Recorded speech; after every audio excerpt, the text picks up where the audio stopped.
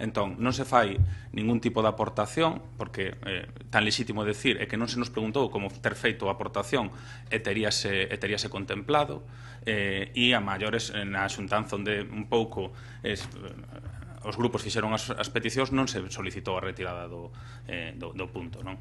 Entón, xa vexo como vai a cuestión, sempre estamos no mesmo debate, a licitacións e a contratacións, e non, en este caso non é polo BNG, porque ten adoptado unha posición política no da hora da grúa, pois evidentemente non teñen ningún tipo de problema. Cando falamos de xestión directa saltan todas as alarmas, cada quen saberá por qué. Cada quen saberá por qué. Sí, señor Hernández, vostede participou en algún proceso de xestión directa, poñéndonos no caso, porque o que estamos a debatir hoxe é crear unha comisión para estudiar os diferentes modelos, e xa se está poñendo na etapa final e xa está intentando xerar temor e preocupación nos traballadores e traballadores, cando sabe que en todos os procesos, sexan de contratos ou sexan de xestión directa, a preocupación pola estabilidade laboral dos traballadores e traballadoras é máxima, e así se lle ten comunicado ao longo destes meses. Participou, non participou? Eu participei nun. O servicio municipalizado de xestión directa de Teo nin é máis caro, nin lle costa máis aos veciños, nin está peor xestionado. O que lle podo asegurar é que ten moita menos corrupción. Vale? Eso sí que lle podo asegurar. E é xestionado dunha maior moito máis concreta. Dunha maior máis concreta. Vale? E cando queiran, vostedes nos poñemos a falar de todo o procedimento de prórrogas e todo o procedimento polo que este servicio leva licitado ao longo dos anos. E os intentos que o seu grupo, un anterior alcalde, pretendeu facer tamén con determinadas prórrogas do servicio. Tamén podemos falar. Porque ao final, claro, nos poñemos moi ideoloxicistas, pero non entramos no fondo das cuestións. Entón, eu creo que o que non se pode estigmatizar ningún modelo de xestión, porque todos son lexítimos, vale?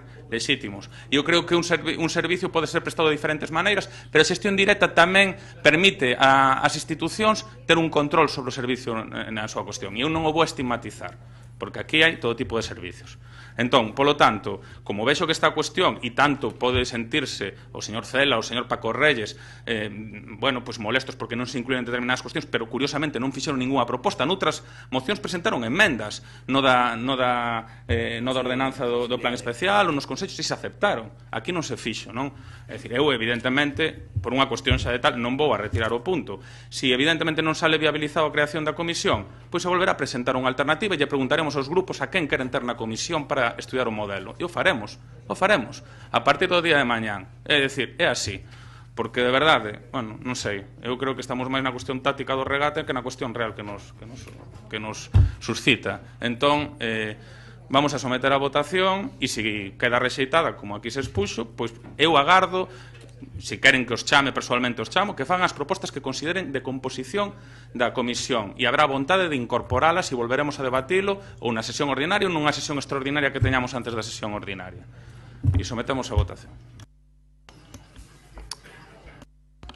Votos a favor desta proposta de alcaldía de nomeamento da Comisión para a Redacción da Memoria sobre a determinación da forma sostible e eficiente de xestión dos servicios de abastecemento de agua, saneamento e depuración de aguas residuos. Votos a favor, Compostela aberta. Votos en contra.